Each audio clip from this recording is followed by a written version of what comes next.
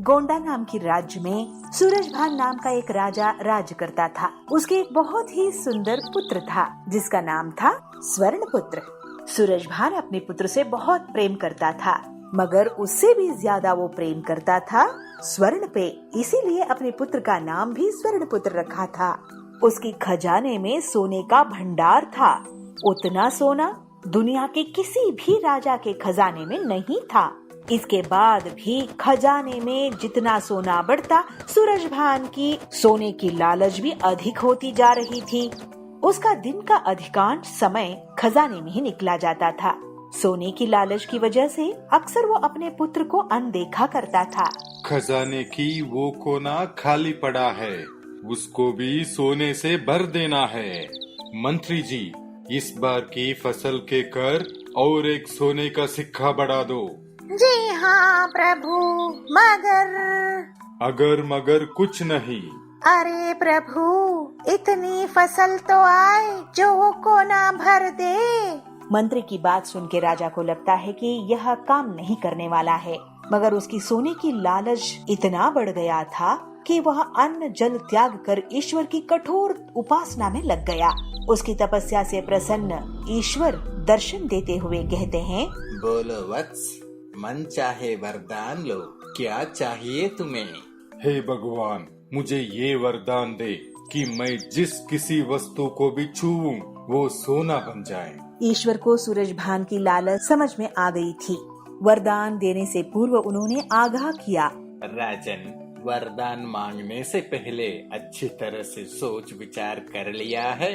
तो सूरजभान संपूर्ण श्रद्धा से और विनम्र होके कहते हैं, हे ईश्वर, मैं इस विश्व के सबसे बड़ा धनी राजा बनना चाहता हूँ। हमने संपूर्ण सोच विचार कर लिया है, हमें यही वरदान चाहिए। इसकी लालच की बुद्धि सही होने वाली नहीं है, ये शंकर भगवान को पता चल गया और वो तथास्तु कहते हुए वहाँ से गायब हो गए। राजा सूरजभान यह वरदान पाकर खुशी से पागल हो गया था। दूसरे ही दिन सोकर उठने के उपरांत अपनी शक्ति परखने के लिए उसने अपने पलंग को छूकर देखा। वह पलंग सोने का बन गया। सूरजभान बहुत खुश हुआ। दिन भर वह सुध-बुध खोकर अपनी महल की हर चीज को सोने में परिवर्तित करने में जुट गया। उसे अपनी खान पान तक की चिंता नहीं थी। शाम को सूरजभान थक गया था। उसे जोरों से भूख भी लगी थी। अपने सेवकों को भोजन परोसने के लिए कहता है। जैसे ही सूरजभान भोजन को हाथ लगाता है, वह सोना बन जाता है। अब सोने को तो खा नहीं सकते, तो गुस्से से तिलमिलाते हुए वो उठकर बाहर आ जाता है। ऐसे ही टहलते हुए अपने उद्यान में जा पहुंचता है।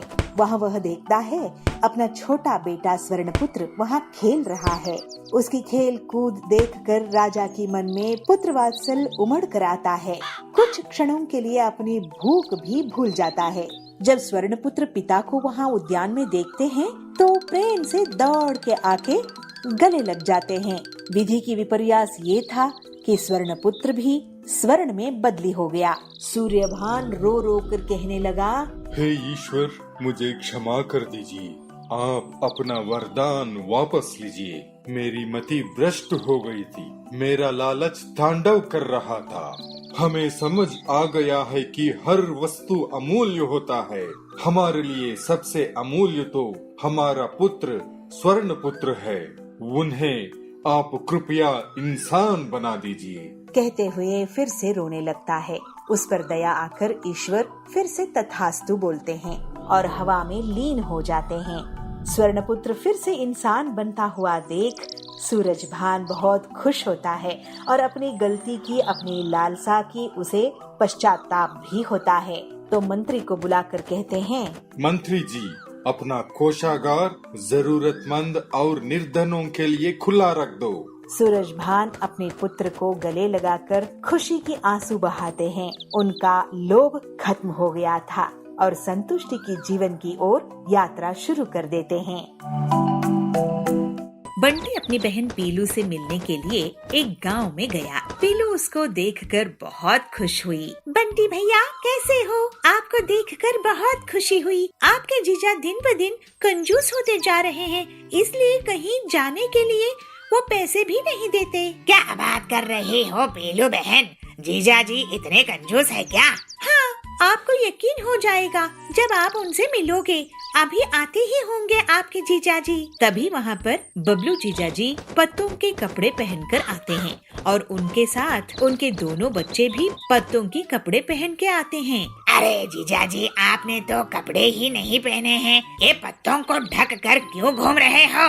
अरे बंटी, कपड़े खरीदो, उसके बाद उसे धो, जिसमें वॉशिंग पाउडर और पानी का खर्चा आता है।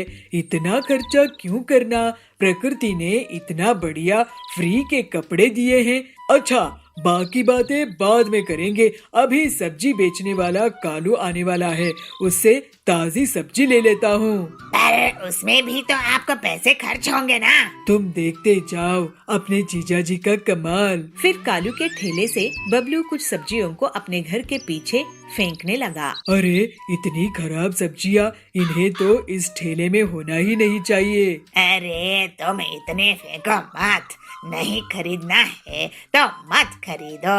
अरे जाओ कालू जाओ, मुझे तुमसे सब्जियाँ नहीं खरीदनी है। कालू वहाँ से चला जाता है और बबलू फेंकी हुई सब्जियों को लाकर पीलू को दे देता है। ये देखकर बंटी हैरान रह जाता है। अरे ये सब्जियाँ बेकार नहीं है, बस कुछ दाग लगे हैं, इन्हें साले साहब के लिए बना लो पीलू। ऐसे ही जब वो सब खाने के लिए बैठते हैं तो सब्जी कम और पानी ज्यादा था। अरे दीदी, सब्जी तो इसमें है ही नहीं। इतनी ही सब्जी डालने की इजाजत है तुम्हारे जीजा जी से। इससे ज्यादा सब्जी इस्तेमाल करूंगी तो वो नाराज हो जाएंगे। ये सब्जी पचने में बहुत आसान है साले साहब, खाओ खाओ, जितना मन करे खाओ। बंटी अब वहाँ से जाने के बारे में सोचने लगा। जल्द से यहाँ से वापस चला जाता हूँ, नहीं तो कुछ दिनों बाद सिर्फ खाना सूंघने के लिए मिलेगा। अगले दिन, दीदी मैं चलता हूँ, बहुत दिन रह लिया। बहुत दिन कहाँ भैया, 2 दिन और रुक जाओ ना। अरे तुम्हें मैं पास के पहाड़ दिखा लाऊंगा, रुक जाओ, वहाँ की गरम गरम चाय भी पिलाऊंगा। अब इतनी दूर से आए हो, इतना तो मैं तुम्हारे लिए कर ही सकता हूँ ना साले साहब। अपने जीजाजी का कहना वो नहीं टाल पाया और रुक गया।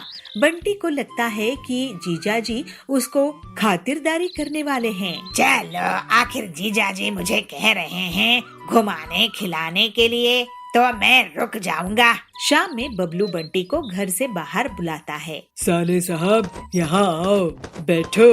अरे ये क्या जीजाजी, ये तो पत्थर है, इसमें आप क्यों बैठते हैं? और ये इतना बड़ा पोस्टर यहाँ क्यों है? अरे पहचाने नहीं क्या, मैं तुम्हें पहाड़ी दिखाने वाला था ना, ये वही पहाड़ है। अब वहाँ जाने में बहुत पैसा खर्च होता है, तो मैं अपने दोस्त से ये पोस्टर मांग कर ले आया हूँ। और ये पियो गरम गरम चाय, घर की भी बनी है, वहाँ जाकर पीने की मजा भी आएगा। और खर्च क्यों करना है इन सब में? लेकिन जीजाजी, ये तो कोई घूमना नहीं हुआ। क्यों, तुम क्या चाहते हो? मैं पैसे खर्च करूं, गरीब हो जाऊं, कि पैसे बचाऊं और अमीर हो जाऊं? मैं तो कहता हूँ तुम भी कपड़े छोड़कर पत्ते पहनने लगो। ये सुनकर बंटी का सिर चकरा जाता है, वो वहाँ से तुरंत भाग जाता है। अरे ये तो भाग गया, चलो भाग भाग कर घर पहुँच जाएगा तो ट्रेन के पैसे बचेंगे। हे भगवान, कैसे जीजा मिला है?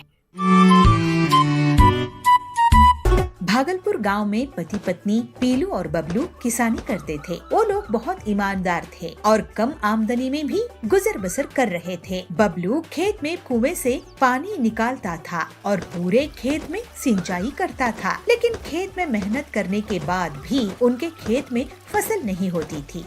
वो लोग बहुत तरह की फसल उगाने की कोशिश करते हैं, लेकिन एक भी फसल नहीं उगती है। सुनिए जी, खेत में कोई भी फसल नहीं उगती है। हमारे ऊपर बहुत कर्ज है, लोग पैसे मांगने आते रहते हैं। मैं सोच रही थी कि मैं कहीं पर मजदूरी करने लगती हूँ, क्या किसी के घर में काम करने लगती हूँ, कम से कम घर में खाना खाने लायक पैसा तो आएगा। इस खेत में कितनी ही काम करो, बेकार है। अरे नहीं पीलू, मैं इस खेत को नहीं छोड़ सकता हूँ।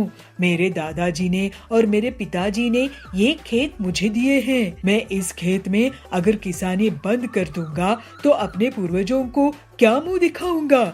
और वैसे भी मैं एक किसान हूँ, ऐसे मजदूरी नहीं कर सकता। लेकिन हम कब तक ऐसे ही रहेंगे? देखो, तुम्हारा कहना सही है कि घर के लिए कमाई होनी चाहिए, तो तुम कहीं पर काम कर लो। मैं इस खेत में फसल बोता रहूंगा क्योंकि ये मेरे लिए माँ जैसी है। अगर इसे ऐसे ही खाली छोड़ दिया तो यहाँ लोग शराब पीने लगेंगे और यहाँ गंदगी फैलाई जाएगी। ठीक है जी।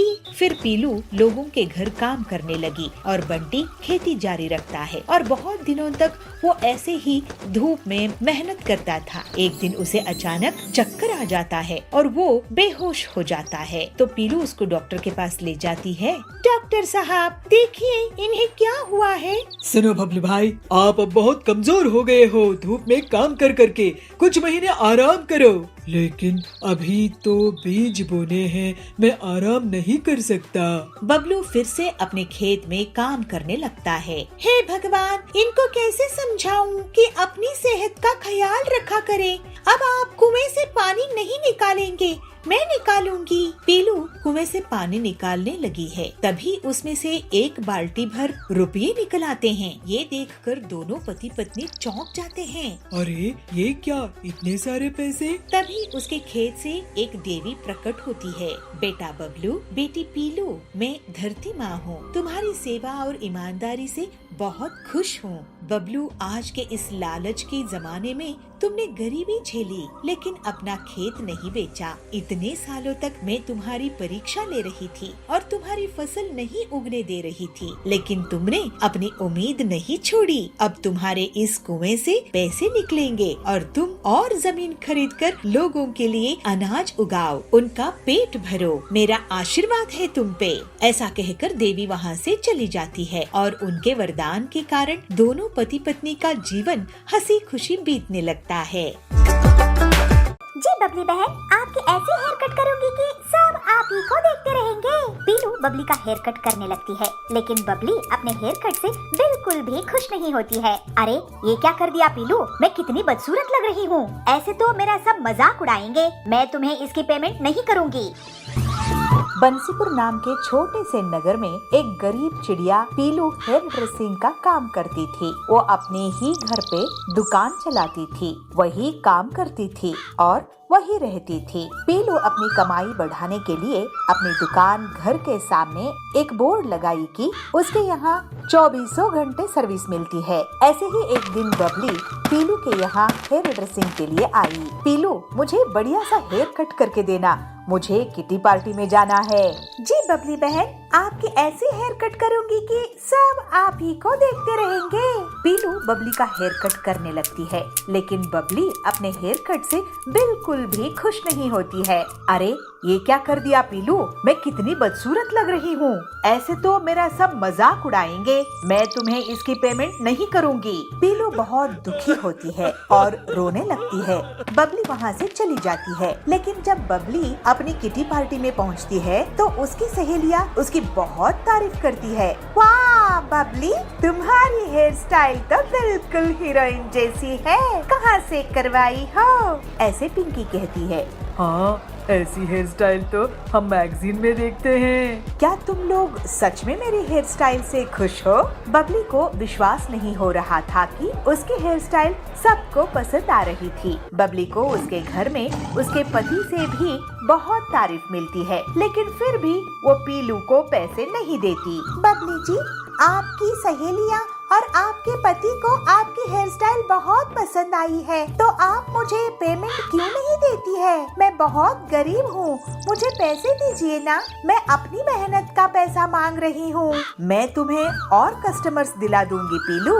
ऐसे ही एक दिन हरी तोती पीलू के यहाँ पहुँचती है। पीलू, मुझे बबली आंटी ने तुम्हारे यहाँ भेजी है, मुझे देखने के लिए लड़के वाले आने वाले हैं। अगर लड़के को मेरी हेयर स्टाइल पसंद आ गई तो मैं तुम्हें पैसे दूंगी, नहीं तो मैं तुम्हें पैसे नहीं दूंगी। पीलू फिर दुखी मन से उसकी हेयर कट करती है और हरी तोती वहाँ से चली जाती है। पीलू मन में ही कहती है, ऐसे कैसे चलेगा, कोई मुझे पैसे ही नहीं दे रहा है। हरी तोती को देखने के लिए लड़के वाले आते हैं। आपकी हेयर स्टाइल बहुत अच्छी है, लगता है किसी प्रीमियम ब्यूटी पार्लर में गई थी। ऐसे लड़का कहता है। ये सुनकर हरी बहुत खुश होती है और वो बाद में पीलू के पास जाती है। पीलू जी, मेरी हेयर स्टाइल मेरे होने वाले पति को बहुत पसंद आई, इसलिए मैं इसकी पेमेंट करने आई थी। आपको बहुत बधाई हरी, और धन्यवाद कि आप मुझे पैसे देने के लिए आई हैं। ऐसे ही कुछ दिन बीत जाते हैं। पीलू सोच में रहती है, पता नहीं कितने दिन और गुजारने पड़ेंगे मेरे सैलून को जमाने में। जो भी आती है मेरी तारीफ करती है, लेकिन पूरे पैसे नहीं देती है। फिर एक रात एक हीरोइन उस जंगल से गुजर रही थी, तभी उसकी कार खराब हो जाती है।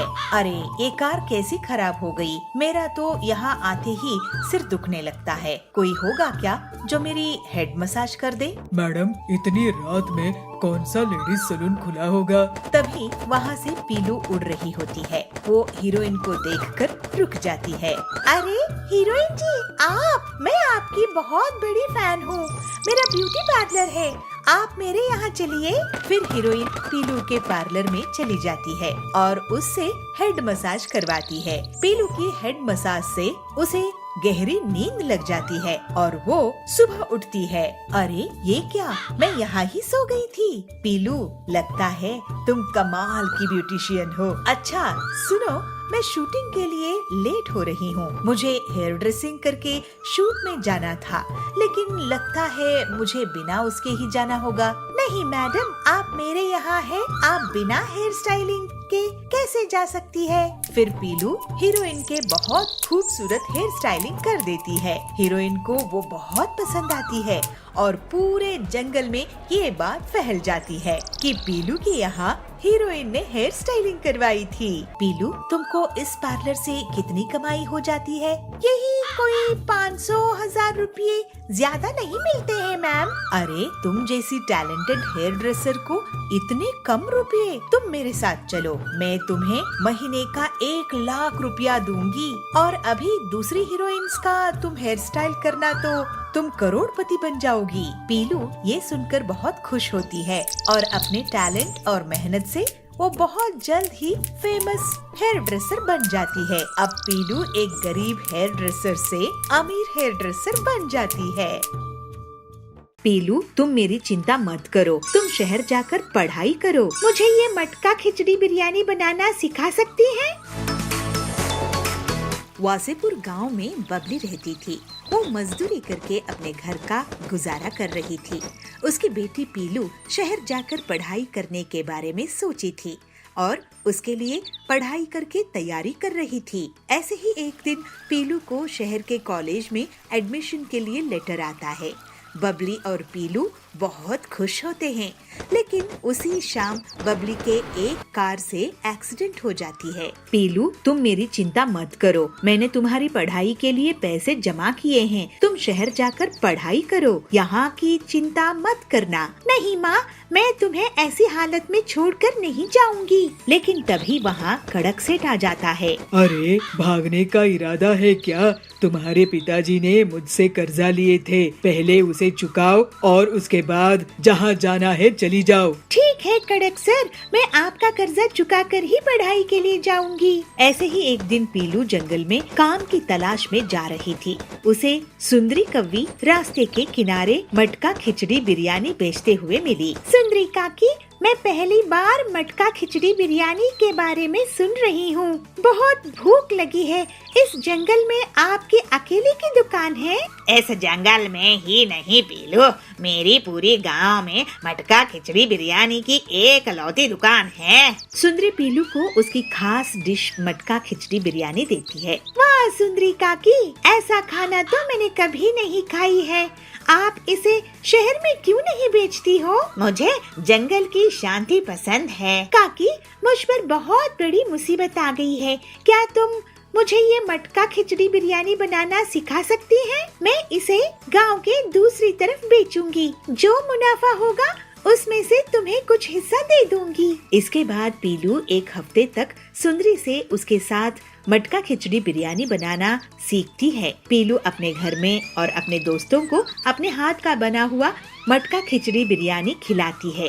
उसके बाद जब सब उसकी तारीफ करते हैं तो अपना ढाबा खोल लेती है। वाह पीलू दीदी, क्या लाजवाब मटका खिचड़ी बिरयानी बनाई हो।